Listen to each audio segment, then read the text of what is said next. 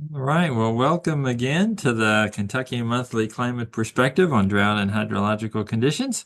This is the February 2025 edition. I can't believe it's already February 6th and 2025. It seems I never thought we'd get to this year for some reason. It seems like the Jetsons or something, 2025. But here we are.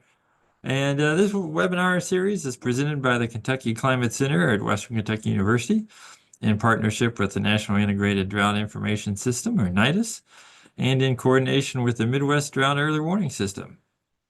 Production and delivery of this webinar reflects the contributions of many partners committed to serving the needs of the Commonwealth of Kentucky and its people. Our next regularly scheduled webinar will be March 6th, 1 month from now, at the same time, 2 p.m. Eastern Time, 1 p.m. Central. And this webinar is being recorded and will be available for viewing. This webinar is also being live streamed on the Kentucky Climate Center YouTube channel. And this will be archived and available on the KCC YouTube channel. So you'll see a theme throughout this webinar with a look back at last month. It was cold, it was snowy, and made for a wintry month. And we've gotten off to a pretty warm start for February. We'll see how we end up, climate-wise. But last month at least was a nice wintry month. And this is one of our mesonet cameras. This is on Black Mountain in Harlan County. And it got off to a nice cold wintry start there on January 5th. And a nice view off to the west-northwest there from that site. And with the talk today, we'll review recent conditions, look at some of the impacts from that, and then we'll transition to looking ahead at the short and long-term outlooks, and then we'll summarize that and discuss that at the end. Here are just a couple of snapshots from across the state from our mesonet sites. This is Owen County, January 12th, and Meade County, January 13th. See a nice snow cover there at those sites, and much of the state had snow cover almost for the whole month. So quite unusual for us, and that snow was on the ground a lot longer than I think most of us are used to.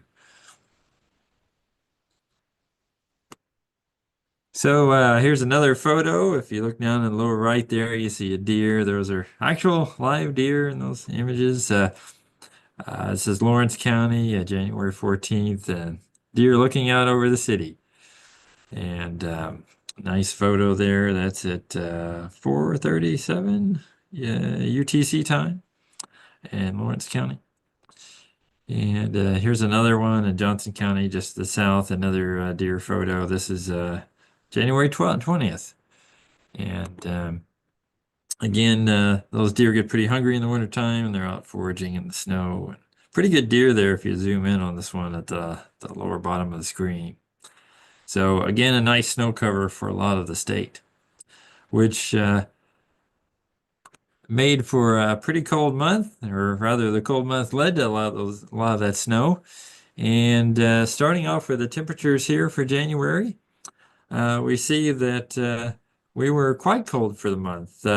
We averaged about 4.4 degrees below average, and that tied us for the 20th coldest January on record out of the 130 years.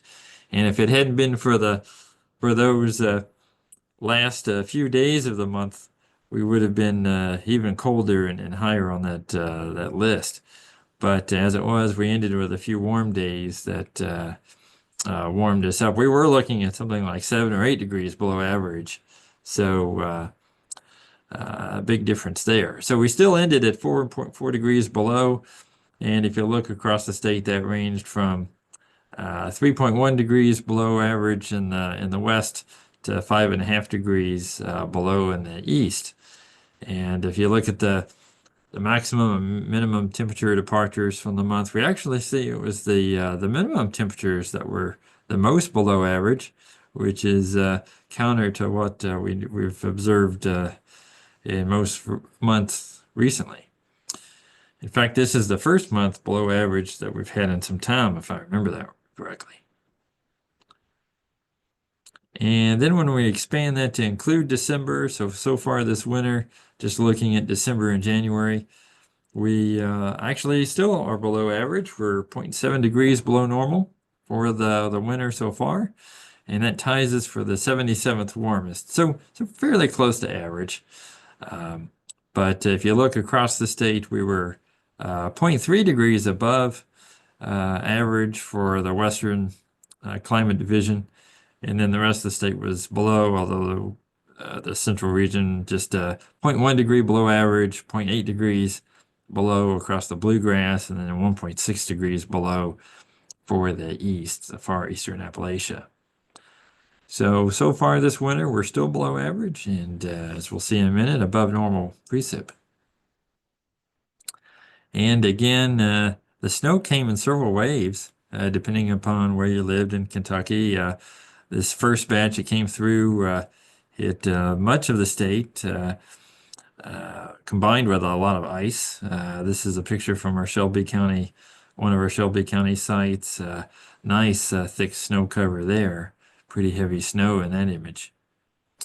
And then later in the month, we had a couple of other opportunities for snow. And here again is our other county, another Shelby County site. This is on January 21st. And again, depending on where you lived, you got several good bands of rounds of snow. And here's a couple of different ways of averaging our snow totals. On the left is just using ground observations from across the state. And you see a pretty big swath there of over 10 inches across at least the northern half of the state, less so across the southwestern half, but nearly all the state saw something, at least an inch, if not more. And now, if you look at the NOHRSC site, they combine surface observations with satellite and aircraft data and pretty much all the information they can find. They have a little more detailed snow map. And there again, though, it shows the northeastern half of the state getting well over, really over 8 inches and over a foot in some places, and even a couple of patches of over 18 inches across portions of Appalachia and eastern Kentucky. So pretty good snow totals for Kentucky and especially for this time of the year. And when we look at the departure from the mean, we see that pretty much the whole state is above average at this point, and with a potential for even more later in the month. And when we look at the percent of mean, we see that at least over central portions of the state, we're looking at really over 200% of normal at this point of the season. And even if it didn't snow anymore, I think those areas would match their average snow totals for the season. So switching to liquid precipitation, the last week, now this was taken from last Tuesday, so it doesn't include this latest round that came through this morning. So keep that in mind. But even not counting what we've received the last 24 hours, the 7-day totals are still pretty impressive, especially for the southern half of the state, where we see almost up to 4 inches in Fulton County and portions across the west. Big swath of 2.5, 3 inches across the whole southern half of the state, and that's just 7 days. We go back 14 days, really no difference there. We went about a week without precip, dried out a little bit, and but then we go back a month and we see again that southern half, especially the southwestern portion of the state, 5+ inches across a big portion of the state, and even 6 inches out in Fulton. The northern third of the state, not quite as much, 2-3 inch totals there, but even that's not too terribly bad. If we go back to the last 2 months, we see again pretty good amounts statewide with 10+ inches across that southern tier, southern 2/3 of the state.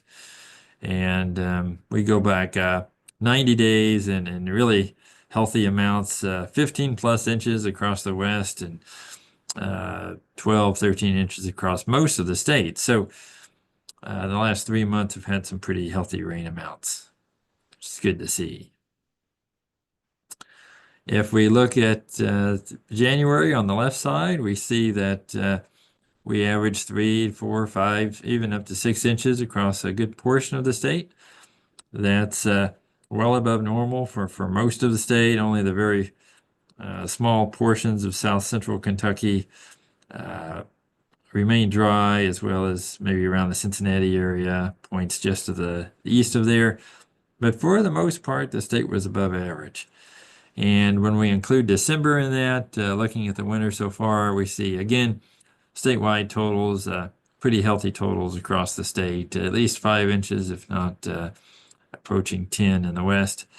And when we look at the percent of normal for the winter thus far, we see above normal, at least for the central and western regions of the state, closer to normal across portions of Appalachia, southern tier. But you include the rain we've received so far in February, and the entire state is above normal by this point. So looking at those season totals, again, we've averaged about 4.2 inches of rainfall in January, which was about a half inch above normal, about 113% of average. And that was pretty well distributed across the state. 0.84 inches across above for the Western Climate Division, a half inch across the Climate Division 2. The bluegrass area just a tenth above, so close to normal. And then the Eastern Climate Division, 0.43 inches above. That ranks January as the 59th wettest January out of 130 years, so just a hair above the median. So right at average for January. But you include that, you include the December in that total, and that brings us to 9.44 inches of precip for those 2 months, which puts us at 44 inches above the mean, and that puts us at 38th wettest December, January on record. So that's really helping replenish those totals. We were dry heading into that, so that's a good thing that we remain above average for now. Now we move to the drought map, and you see because of that above normal rainfall, we don't have any abnormally dry areas of the state, although you don't have to drive too far in Tennessee and you start hitting actual drought there. You travel east to Virginia, West Virginia, a few patches of drought remain, and but Mississippi, Ohio River Valley is pretty much drought free for the most part. And if we look at the state, no abnormally dry soils at all. And that's going to be a theme, I think, going forward. We are not dry at all, and we will remain wet in the foreseeable future. And if we look at the change over the last month, we didn't have drought 4 weeks ago, and we remain drought free. And our portion of the area of the country remains drought free. A little improvement across central Indiana and portions of Tennessee and the south. Really, it's only the Southwest that's seen significant drying over the last month or so. When we look at soil moisture, we're pretty wet across the state. When we look at stream flows, looking at the 28-day average, we're at average or above average and above normal. And if you look at the last week, the last 7-day average, we're in the top 90%. And then you can just look at any of the driving around the state, look at any of the rivers, and they're up to the top of the banks, and if not overflowing. So, and looking at the forecast, those rivers are going to remain high. So that may be some concern going forward. If we look at the soil moisture at various random sites across the state, they're all pretty much saturated at this point. If you go back to the fall, most stations were moderately dry. And since then, especially since November 1st, we've receive plentiful rainfall, and that's replenished those soils pretty much at all depths. And here at Graves, Bath, Owsley, it looks like even at 40-inch depth is fully saturated. Now, a few comments about ag impacts. Most of our fields for most of January were snow covered and shown here. Again, pretty unusual for Kentucky to remain snow covered for most of the month. It wasn't the whole state, but a big portion of the state had some pretty significant snow cover for quite a long period of time. Just a few updates. Tobacco strip, 96%. It's about what it was last year. The winter wheat conditions, 4% poor, very poor, 60% fair, 72% good, 8% excellent. I'm not sure how that compares to last year, but um, the livestock was fairly poor, 1% very poor, 3% poor, 22% fair, 66% good, 8% excellent. I met someone yesterday who told me he had two calves die during that cold spell that we had, and that was some cold temperatures. And when you look again at January being in the top 20 coldest Januaries on record, we had some pretty significant cold. And I think I saw today from our Mesonet team that there were quite a few sites that that's not hit 50 degrees in quite a while. So pretty cold conditions may have had some impact there on livestock conditions.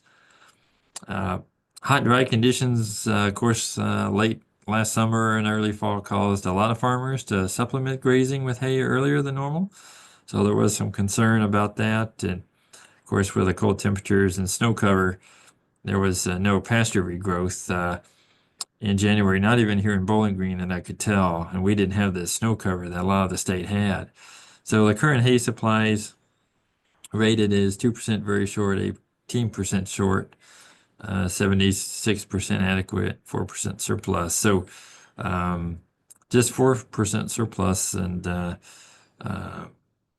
but we'll see if some warmer temperatures in February can rekindle a little of that. So looking ahead, the QPF for the next week, boy, the rains are going to keep coming. This started at 7 a.m. this morning.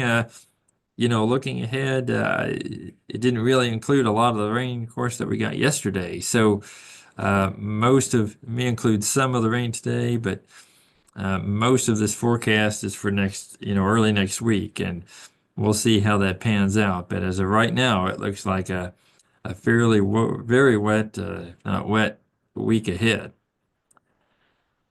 And when we look at the day 3 to day 7 hazards, wow, they have at least a good portion of Kentucky forecast to get heavy rain February 10th, moving off to the east on the 11th. So here we have yet another a round of heavy rain expected going into next week, with a pretty active pattern, I might add, across the whole country. Heavy snow to the north, hazardous cold coming into the Dakotas, freezing rain just to our north in Ohio and into the east. So a pretty active weather pattern over the next several days. And then we go out a few days further, and yet again, another heavy rain event for Kentucky. And they've even got a large portion of Kentucky hatched for flooding, for possible flooding. So, by this point, our streams will remain high. We're already saturated. So I think this is going to be the weather story over the next week, and it'll be interesting to see how our monthly totals end up at the rate we're going. So if we look at the 6 to 10 day outlook, again, no surprise here. We have Arctic air starting to come down into the middle of the country. You see the cold air mass there coming down. That puts Kentucky at about average temperatures over that period of time. And but you see the above normal precip that's expected with the frontal system, with the trough that's expected to set up just to our west.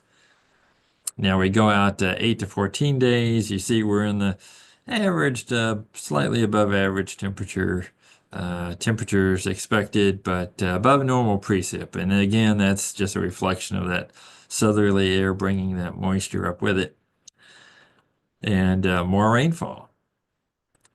Now, if we look at the month as a whole, we see, yeah, slightly above normal temperatures expected, which is what we've seen so far this month, and of course above normal precip. And this was before, I mean, this was issued January 31st, so it looks like we're on track to have to meet that.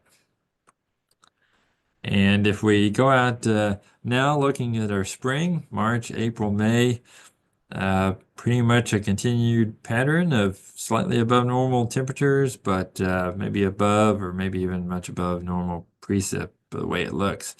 So it looks like that pattern will continue. So perhaps a wet spring.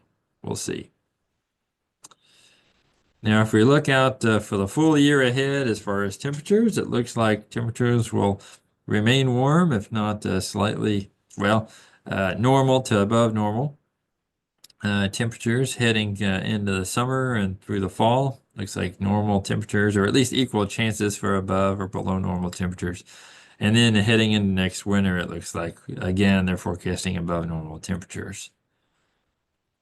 Now, if we look at precip, we're looking at probably a wet spring, followed by equal chances for the summer and fall. And then heading into next winter, looks like above normal chances for, well, chances for above normal precip again. So the good news is there's no below normal precip expected or forecast, but we do have those equal chances during the summer and fall, so you never know what can happen.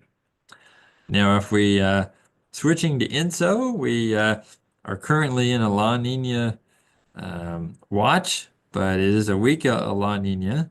And that is forecast as the winter winds down, those impacts decrease. And as we head into spring and summer, we'll transition to more of a neutral phase. But those temperatures, while not officially a La Nina, will remain relatively cold. So we'll probably oscillate between neutral and maybe even get back into La Nina conditions again later. But as of right now, it's a weak La Nina and transitioning to neutral conditions. So less impact on our weather and climate as we move forward. And here's the numbers. And again, the consensus of this is that these temperatures will stay cool and remain relatively neutral. And of course, with a La Nina like we have now, we would expect above normal precipitation, and that's absolutely what we're seeing, at least so far. And now looking at our monthly drought outlook, of course, we're not in drought. We don't expect a drought to develop, and we expect the drought in our region in Tennessee to improve. And we don't expect much change to that in the seasonal outlook as well. And because we're wet, we don't foresee any fire danger in the months ahead. They do expect some to develop over the southeast, remain over the southeast, but even that will lessen as the spring goes on. So in summary, we had a very cold January, possibly some impact on livestock there, but a cold and snowy January with the La Nina in full swing. Now we're 2 months, we've had 2 months of above normal precip, and it looks like it's going to be 3. Is that due to La Nina? Well, possibly. We've got more rain on the way, and again, I think this is our newsmaker as we head into next week. We've gotten off to a pretty wet start, and it looks like we're going to add to that a lot over the next 2 weeks. The good news, that means no drought, and our soils have replenished. There's no fire danger, and the only danger is we just have to hope that the rains don't lead to flooding. And that'll warrant watching. Our long-term forecast, generally normal to above normal rainfall for the remainder of the winter and spring, with normal to above normal temperatures.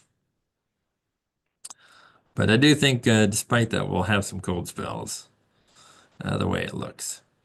So again, our next regularly scheduled webinar is March 6th, so 1 month from today. And again, if you do have any questions, feel free to reach out to me or Matt Dixon at University of Kentucky or Chip Zimmer at the Division of Water. So again, thank you for your participation, and I'll go ahead and stop now, and we can discuss any questions you might have.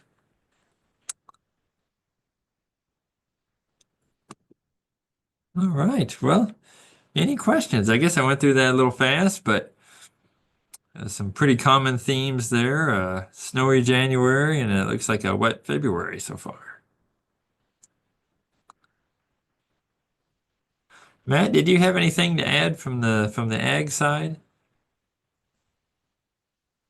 Oh man, Jerry, we just had a good laugh in here. I was joking that one of the students was asking a question. She goes, "No, not me," but uh, then you called me out, so that worked well. But no, I don't have much to add. I guess I'm a little concerned with, and you mentioned it, how wet it's been and what these outlooks are shaping up to be. Or is this going to be a major flooding scenario in the next few weeks? So we'll see. We did have that major flooding. I want to say it was February 21. Had like three ice storms in a row, especially Eastern Kentucky. All that melted. And then we had a 2 or 3 inch rainfall event in February and start of March. So hopefully we don't get anywhere close to that. But based on how the outlooks are looking, not great. So, but yeah, that's what I got right now. Yep, that sounds good.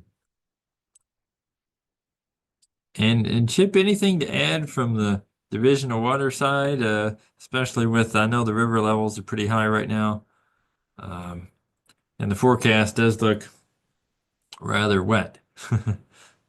I don't really have anything to add. Just hope that next week we get snow instead of rain, and that'll kind of limit the flooding a little bit. Yeah, right, right. Yeah.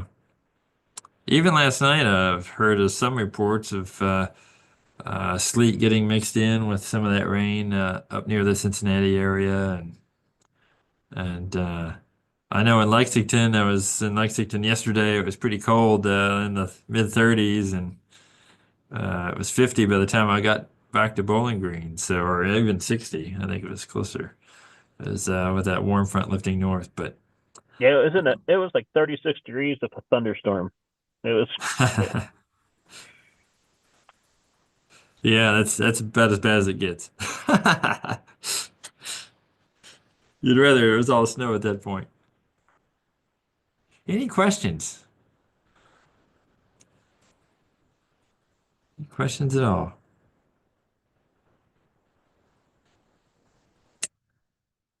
Okay. Well, thank you again for joining. I won't keep anybody, but I know it's a busy time of year with the universities and a lot going on. But thanks again for joining, and we'll see everyone here next month. So thank you again. Stay dry. We'll try. Thank you. Bye.